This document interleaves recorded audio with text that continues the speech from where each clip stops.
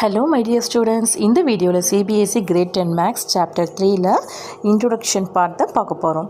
Pair of linear equations in two variables. வேரியபிள்ஸ்னால் இப்போ நம்ம X and Y தான் இங்கே வேரியபிள்ஸாக எடுக்கிறோம். ஏபிசி வந்து நமக்கு வந்து கோஎஃபிஷியன்ஸாக நம்ம மீன் பண்ணுறோம். இதில் ஸ்டாண்டர்ட் ஃபார்ம் எப்படி இருக்கும் அப்படின்னா ஒரு 2 வேரியபிள்ஸ் வச்சு ஸ்டாண்டர்ட் ஃபார்ம் எடுக்கணும். ஒரு 2 வேரியபிள்ஸ்னால் எக்ஸ் அண்ட் ஒய் அண்ட் ஒரு கான்ஸ்டன்ட் கண்டிப்பாக இருக்கும். ஈக்குவல் டு 0க்கு தான் நம்ம ஈக்குவேட் பண்ணுற மாதிரி இருக்கும். இது வந்து எப்படி இருக்கும்னா பாருங்கள், a1x plus b1y plus c1 equal to 0, a2x plus b2y plus c2 equal to 0. So ரெண்டு ஈக்குவேஷன் வச்சு வரப்போ இதுதான் நம்ம வந்து ஃபஸ்ட்டு 2 ஸ்டாண்டர்ட் ஃபார்ம் ஈக்குவேஷன்ஸ் தான் நம்ம வந்து எடுத்துக்கிறோம்.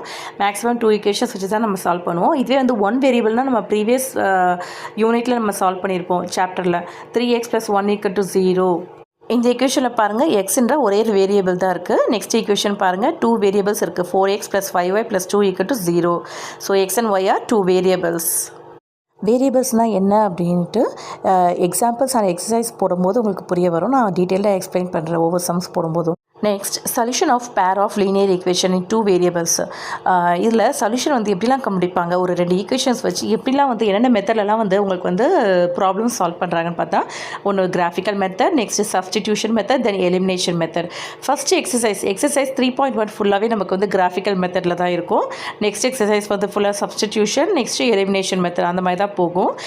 நம்ம 1 by 1 பார்க்கலாம். இப்போ வந்து என்னென்னா பேசிக்ஸாக ஓகே எப்படி சால்வ் பண்ணலாம் அப்படின்னு சொல்லிட்டு ஃபஸ்ட்டு ஒரு கிராஃபிக்கல் மெத்தட்னாலே ஸ்கேலிங் பண்ண தெரிஞ்சிருக்கணும். ஸ்கேல்னால் ஒவ்வொரு பிளாக்ஸாக இருக்கும் பார்த்தீங்களா, அந்த ஒவ்வொரு பிளாக்குக்கும் 1 சென்டிமீட்டர் அர்த்தம். ஓகேவா? இப்போது கீழே இருக்க ஹாரிசான்டல் பார்த்தீங்கன்னா எக்ஸ் ஆக்சஸ், வெர்டிக்கல் லைன் பார்த்தீங்கன்னா ஒய் ஆக்சஸ். இப்போது எக்ஸ் ஆக்சஸ் வந்து இப்போ எத்தனை சென்டிமீட்டர், 1 சென்டிமீட்டர் ஈக்குவல் டு 1 யூனிட்ஸ்னால் அது 1 டேபிளால் கேல்குலேட் ஆயிருக்குன்னு அர்த்தம். ஓகேவா? இப்போ ஃபார் எக்ஸாம்பிள் ஒய் ஆக்சஸில் 1 சென்டிமீட்டர் ஈக்குவல் டு 2 யூனிட்ஸ்னால் 2 ஸ்கிப் ஆயிருக்குன்னு அர்த்தம். அதாவது 2 டேபிள்ஸில் ஸ்கிப் ஆயிருக்குன்னு அர்த்தம். இந்த பாருங்கள், இந்த பாக்ஸஸ் பாருங்கள், கொஞ்சம் இந்த திக் லைனில் இருக்க பாக்ஸஸ்லாம் இருக்குது பார்த்தீங்களா, அதெல்லாம் வந்துட்டு ஒவ்வொரு யூனிட்ஸு. ஓகேவா? ஒரு பாக்ஸ் ஒரு யூனிட்ஸு அப்படி தான் வச்சு ஸ்பிட் பண்ணியிருப்பாங்க. ஓகேவா? ஸோ இதுவே 3 யூனிட்ஸ்னால் இங்கே 3, 6, 9, 12, 15 அந்த மாதிரி போகும். கிராஃபிக்கலில் ஸ்கேலிங் முடிச்சதுக்கப்புறம் எப்படி பாயிண்ட்ஸ்லாம் வந்துட்டு பிளாட் பண்ண தெரியணும். அதுக்கு வந்து ஃபஸ்ட்டு அந்த பேரன்சிஸ்க்குள்ள X comma Y, so X and Y வேல்யூவை நம்ம வந்து பிளாட் பண்ணணும். அதுக்கெல்லாம் முன்னாடி ஒரு 3 டைப்ஸ் ஆஃப் சொல்யூஷன்ஸ் நமக்கு கிடைக்கும். ஒன்று வந்து இன்டர்செக்டிங் லைன்ஸ், இன்னொன்று வந்து கோஇன்சிடென்ட் லைன்ஸ், இன்னொன்று வந்து பேரலல் லைன்ஸ். 3 விதமான லைன்ஸ் வந்து உங்களுக்கு வந்து ஆன்சர்ஸாக கிடைக்கும். அதை நம்ம எப்படி கண்டுபிடிக்கணும்னா a1 by a2 is not equal to b1 by b2. நம்ம அந்த ஈக்குவேஷன் இருக்குது பார்த்தீங்களா, a1x plus b1y plus c1 equal to 0, a2x plus b2y plus c2 equal to 0 இருக்குன்னு பார்த்தீங்களா. இந்த 2 ஈக்குவேஷன் இருக்குல்ல, இதில் இருந்து தான் நம்ம வந்து ஆன்சர்ஸ் கண்டுபிடிப்போம். a1 by a2 இதை வந்து ரேஷியோஸாக எடுத்துக்கணும். ரேஷியோஸ் தான் என்னது, டிவிஷன் மாதிரி எழுதிக்கணும், ஃப்ராக்ஷன்ஸில் எழுதிக்கணும். ஓகேவா? a1 by a2 is not equal to b1 by b2 அப்படின்னா இன்டர்செக்டிங் லைன்ஸ் இந்த மாதிரி இருக்கும். ஒன்லி 1 சொல்யூஷன் வந்து எக்ஸாக்டாக ஒரு சொல்யூஷன் கிடைக்கும் கரெக்டாக. ஓகேவா? இந்த மாதிரி சம்ஸ் ரொம்ப ஈஸியாக இருக்கும். இன்டர்செக்டிங் லைன்ஸ் வரும்போது உங்களுக்கு வந்து ஆன்சர்ஸ் எடுத்துறதுக்கு ரொம்ப ஈஸியாக இருக்கும். நெக்ஸ்ட் வந்து இது வந்து பேரலல் லைன் சொல்லுவாங்க. 2 லைன் வந்து சம்மந்தமே இல்லாமல் கான்டாக்டே இல்லாமல் இருக்கும். அதை வந்து என்ன சொல்லுவாங்க, பேரலல் லைன்ஸ் அப்படின்னு சொல்லுவாங்க. ஓகேவா? நெக்ஸ்ட் இருக்கிறது வந்து கோஇன்சிடென்ட் லைன்ஸ். ஒரே லைன்லேயே வந்து நிறைய பாயிண்ட்ஸ் இருக்கும். ஒரு ஸ்லோப் மாதிரி இருக்கும் ஒரு லைன்னா, அதிலே நிறைய பாயிண்ட்ஸ் இருக்கும். ஸோ அதுதான் வந்து கோஇன்சிடென்ட் லைன்ஸ் சொல்லுவாங்க. இப்போ செகண்ட் இருக்குது பார்த்தீங்களா, a1 by a2 equal to b1 by b2 equal to c1 by c2னா அது எல்லாம் ஒரே லைன்லேயே தான் அது பாஸ் ஆகிருக்கும். அப்போ தான் இது பேர் என்னது, கோஇன்சிடென்ட் லைன்ஸ். அதுக்கு வந்து நிறைய சொல்யூஷன்ஸ் கிடைக்கும். ஒன்றுக்கு ஒன்று டிபெண்ட்டாக இருக்கும், கன்சிஸ்டன்சி இருக்கும். ஓகேவா? நெக்ஸ்ட் 3வது வந்து பார்த்திங்கன்னா பேரலல் லைன்ஸ். பேரலல் லைன்ஸ்லாம் நம்ம பார்த்தாலே 2 வந்து சம்மந்தமே ஒன்றுக்கு ஒன்று வந்து இருக்கும். 2 லைன்ஸ் வந்துட்டு a1 by a2 equal to b1 by b2 but c1 is not equal to c2. இந்த மாதிரி கண்டிஷன்ஸ் வந்து உங்களுக்கு சாட்டிஸ்ஃபை ஆச்சுன்னா அப்போ அது பேர் என்னது, parallel lines. No solution, inconsistent. இதுதான் இதுக்கு வந்து நீங்கள் கண்டுபிடிக்க வேண்டிய சொல்யூஷன்ஸ். இதை வச்சு தான் நம்ம வந்து ஒரு சம்ஸ் கிடைக்கும். ஓகேவா? இப்போ வந்து பாருங்கள், இந்த எக்ஸாம்பிள் சம்ஸ் பாருங்கள். இந்த எக்ஸாம்பிள் பாருங்கள், 3 சப்டிவிஷன் கொடுத்துருக்காங்க. அதாவது 3 பேர் ஆஃப் ஈக்குவேஷன்ஸ் கொடுத்துருக்காங்க. ஒரு பேர்னால் அது 2 ஈக்குவேஷன்ஸ் இருக்கும். ஒவ்வொரு பேர்லேயும் பாருங்கள் 2 ஈக்குவேஷன்ஸ் இருக்குது. அது 3 சம்ஸ் கொடுத்துருக்காங்க. இது வந்து எப்படின்னா ஒரு டேப்லர் காலம் ஃபார்மேட்டில் நம்ம வந்து எக்ஸ்பிளைன் பண்ண போகிறேன். ஒன்று வந்து இன்டர்செக்டிங் லைன்ஸா, இல்லைனா வந்து கோஇன்சிடென்ட் லைன்ஸா, இல்லைனா பேரலல் லைன்ஸான்னு சொல்லிட்டு கண்டுபிடிக்க போகிறோம். எப்படின்னா அந்த a1 by a2, b1 by b2, c1 by c2 இந்த ஃபார்முலா போட்டு நம்ம கண்டுபிடிக்க போகிறோம். ரொம்ப ஈஸியான சம்ஸ். ஓகேவா? நீங்கள் ஃபஸ்ட்டு ஒரு 2 சம் வந்து நீங்கள் போட்டு ப்ராக்டிஸ் பண்ணுற மாதிரி இருக்கும். ஒரு 3ஆவது சம் வந்து அந்த ஈக்குவேஷனை பார்த்த வேணால் நீங்கள் வந்து ஆன்சர்ஸ் கண்டுபிடிக்கிற மாதிரி இருக்கணும்.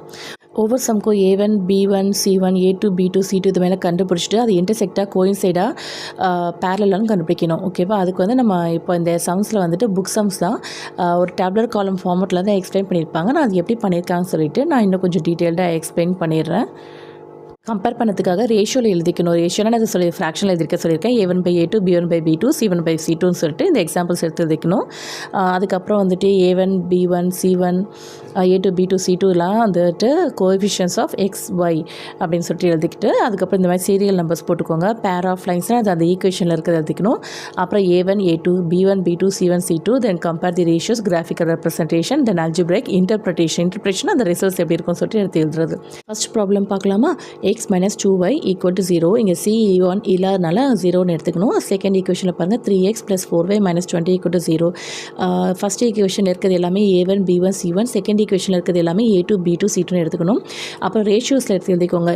ஃபஸ்ட் ஈக்குவேஷனில் இருக்க A1 செகண்ட் ஈக்குவேஷனில் இருக்க A2 அதாவது அப்படியே ஃப்ராக்ஷனில் எழுதிக்கோங்க. 1/3 minus 2/4 தென் 0 இங்கே C1 இல்லாதனால 0 தென் நெக்ஸ்ட் ஈக்குவேஷனில் -20 இருக்குது அதை எழுதிக்கணும். ஃபஸ்ட் ஈக்குவேஷன் பாருங்கள் 1/3 அப்படியே தான் இருக்கும். செகண்ட் B1/B2 பாருங்கள் -2/4 இருக்குது. அதை வந்து சிம்பிளிஃபை பண்ணிக்கோங்க. -1/2 இருக்குது. A1/A2 B1/B2ன்ற ரேஷியோ வந்துட்டு ஈக்குவலாக இல்லை. அதனால் இந்த கிராஃபிக்கல் ரெப்ரசன்டேஷன் என்ன சொல்லுதுன்னா இன்டர்செக்டிங் லைன்ஸ் 2 லைனை வந்துட்டு எக்ஸ் ஷேப்பில் இன்டர்செக்ட் ஆகும். கண்டிப்பாக எக்ஸாக்ட்லி ஒரே ஒரு சொல்யூஷன் கண்டிப்பாக கிடைக்கும். ஏன்னா 2 ஈக்குவேஷனுமே 1.3னா ரெண்டு ஈக்குவேஷனையும் இது சால்வ் பண்ணும்போது எக்ஸாக்ட்லி 1.3 அதாவது எக்ஸ் வந்து 1ம் ஒய் வந்து 3ம் ஏதோ ஒரு பாயிண்டில் வந்து கண்டிப்பாக கட் ஆகும். அதாவது எக்ஸாக்ட்லி ஒன் சொல்யூஷன்றாங்க. அதுவும் யூனிக் சொல்யூஷன். யூனிக்னா டிஃப்ரெண்ட்டாக மற்றதை கம்பேர் பண்ணும்போது இது வந்து ரொம்ப டிஃப்ரெண்ட்டான சொல்யூஷனாக கிடைக்கும். ஒரே ஒரு சிங்கிள் சொல்யூஷன் கிடைக்கும். நெக்ஸ்ட் செகண்ட் சம் பாருங்கள் 2x plus 3y minus 9 equal to 0 4x plus 6y minus 18 equal to 0. இது வந்து நீங்கள் அப்படியே எழுதிட்டு ரேஷியோஸ் எழுதிக்கோங்க. ரேஷியோஸ் எழுதிட்டு சிம்பிளிஃபை பண்ணி பாருங்கள். 2 டேபிளில் சால்வ் ஆகும். நெக்ஸ்ட் வந்து 3 டேபிளில் சால்வ் ஆகும். நெக்ஸ்ட் வந்து 9 டேபிளில் சால்வ் ஆகும். எல்லாத்தையும் சால்வ் பண்ணி பாருங்கள். கடைசியில் 1/2 1/2 1/2 எல்லாமே சேமாக இருக்கா? எல்லா ரேஷியோஸும் சேமாக இருக்குது. அப்படின்னா A1/A2 equal to B1/B2 equal to C1/C2 அப்படி இருந்துச்சுன்னா அந்த கிராஃபிக்கல் ரெப்ரசன்டேஷன் இது கோஇன்சிடென்ட் லைன்ஸ் சொல்லுவாங்க. ஃபைனலாக இன்டர்பிரேஷன் எப்படி எழுதணும்னா இன்ஃபினிட்லி மெனி சொல்யூஷன்ஸ் அதாவது ஒரே சிங்கிள் லைன்லேயே நிறைய சொல்யூஷன்ஸ் கிடைக்கும். நிறைய டாட்ஸ் மாதிரி வச்சு நிறைய கோஆர்டினேட் பேர்ஸ் கிடைக்கும். ஓகேவா? அதுதான் இன்ஃபினிட்லி மெனி சொல்யூஷன்ஸ். நீங்கள் எத்தனை வேல்யூ போட்டாலும் அந்த வேல்யூ சால்வ் பண்ணி உங்களுக்கு ஆன்சர்ஸ் கிடைக்கும். அதான் நெக்ஸ்ட்டு தேர்ட் சம் பாருங்கள் 1x அதாவது எக்ஸ் தான் 1x எழுதியிருக்காங்க. x plus 2y minus 4 equal to 0 2x plus 4y minus 12 equal to 0.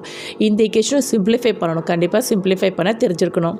1/2 இங்கே வந்து பாருங்கள் 2/4 சால்வ் பண்ணி பாருங்கள். 2 டேபிள்ஸில் சால்வ் ஆகும். 2 டேபிள்ஸில் 1 டைம் போகும். 4 வந்து 2 டைம்ஸ் தென் 4 டேபிள்ஸில் பாருங்கள் 4 டேபிளில் 12 வந்து 3 டைம்ஸ் போகுமா அதை 1/3 எழுதியிருக்காங்க. ஸோ ஃபைனலாக 1/2 தென் 1/3 வந்திருக்கு. இப்போ வந்து பாருங்கள் A1/A2 equal to B1/B2 ஏன்னா ஆஃப் சேமாக வந்திருக்கு. இங்கே வந்து 1/3 வந்திருக்கு. C1/C2 வந்து 1/3 இருக்குது. அப்போ சேமாக இல்லை. அதாவது நாட் ஈக்குவல் டு போட்டிருக்காங்க. ஸோ கிராஃபிக்கல் ரெப்ரசன்டேஷன் எப்படி இருக்கும்? பேரலல் லைன்ஸாக இருக்கும். பேரலல் லைன்ஸாக இருந்துச்சுன்னா என்ன சொல்யூஷன்? No solution. இது வந்து என்ன சொல்கிறாங்க? இன்கன்சிஸ்டன்ட் பேர் ஆஃப் ஈக்குவேஷன் சொல்லுவாங்க. பேரலல் லைன்ஸ் வரும்போது மட்டும் தான் நம்ம இன்கன்சிஸ்டன்ட் வேர்ட் யூஸ் பண்ணணும் இன்டர்பிரிட்டேஷனில். மற்றபடி இன்டர்செக்டிங் லைன்ஸ்க்கோ கோஇன்சிடென்ட் லைன்ஸ்க்கோ கன்சிஸ்டன்ட் லைன்ஸ் அப்படின்னு சொல்லணும். இப்படி தான் ஸ்ப்ளிட் பண்ணியிருப்பாங்க. லீனியர் ஈக்குவேஷன்ஸ் வந்துட்டு கன்சிஸ்டன்ட் இன்கன்சிஸ்டன்ட்டில் வந்து பார்த்திங்கன்னா பேரலல் லைன்ஸ் மட்டும் தான் இருக்கும். It has no solution. ஏன்னா ஒன்றுக்கு ஒன்றும் மெர்ஜே ஆகாது. அது தனியாக செப்பரேட்டடாக இருக்கும். கன்சிஸ்டன்சியில் பார்த்திங்கன்னா இன்டர்செக்டிங் அண்ட் கோஇன்சிடென்ட் லைன்ஸ் இருக்கும். இந்த இமேஜ் பார்க்கும்போது உங்களுக்கு ஒரு ஐடியா கிடைக்கும். கன்சிஸ்டன்ட் டிபெண்டன்ட் கன்சிஸ்டன்ட் இண்டிபெண்டன்ட்னா பாருங்கள். டிபெண்டன்ட்னா மெர்ஜ் ஆகிருக்கும். Infinitely many solutions. இண்டிபெண்டன்ட்னா only one solution that is intersecting. Thanks for வாட்சிங் மை வீடியோ. இந்த வீடியோ உங்களுக்கு பிடிச்சிருந்துச்சுன்னா லைக் ஷேர் அண்ட் சப்ஸ்கிரைப் பண்ணுங்கள்.